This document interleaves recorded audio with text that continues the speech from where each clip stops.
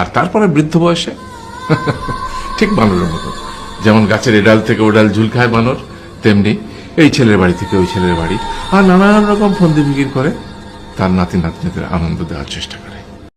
গাধাকে সৃষ্টি করার পর তাকে বলা হলো সকাল থেকে সন্ধ্যা পর্যন্ত তাকে ক্লান্তিহীন পরিশ্রম করতে হবে। সারা জীবন তাকে পিঠে ভারী বোঝা বইতে হবে, খেতে পাবে শুধু ঘাস, আর তার মাথায় কোনো বুদ্ধি থাকবে না। তার আয়ু হবে 50 বছর। গাধা করজোড়ে সৃষ্টিকর্তাকে বলল, আমি এত বছর বাঁচতে চাই না, আমাকে 20 বছর আয়ু দেওয়া হোক। সৃষ্টিকর্তা সেটাই মঞ্জুর করলেন।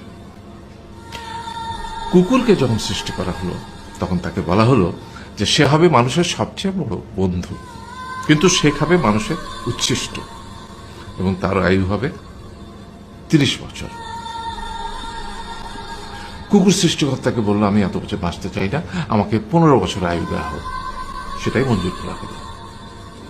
এরপর বানরকে বলা হলো, তুমি শুধু গাছের এ ডাল থেকে ও ডালে ঝুল খাবে এবং নানান রকম ফন্দি ফিকির করে মানুষকে আনন্দ দিবে।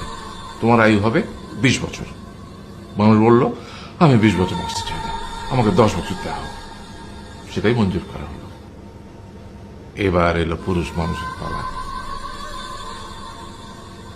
তাকে বলা হলো যে তুমি হলে প্রাণীগুলোর মধ্যে সবচেয়ে বিচক্ষণ এবং বুদ্ধিমান, সেই জন্য তোমাকে প্রাণীদের শিরোমণি করা হলো এবং তোমার আয়ু হবে 20 বছর।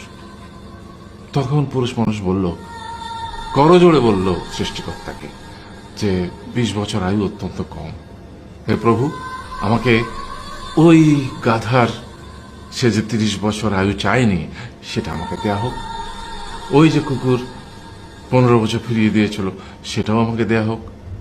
আর যে বানর 10 বছর নেয়নি সেটা আমাকে দেয়া হোক। 20 বছর অত্যন্ত কম, আমি দীর্ঘদিন বাঁচতে চাই। সৃষ্টিকর্তা সেটাও মঞ্জুর করলেন। তারপর কি হলো? সেই থেকে ছেলেরা পুরুষ মানুষ হিসেবে বাঁচে 20 বছর, তারপরের 30 বছর সংসারের বোঝা পিঠে করে বয়ে বেড়ায়, সেটা কার মতো? গাধার মতো। তারপরের 15 বছর সে তার ছেলে মেয়েরা যা দেয় সেই রকম ঠিক কুকুরের মতো উচ্ছিষ্ট খেয়ে বাঁচে।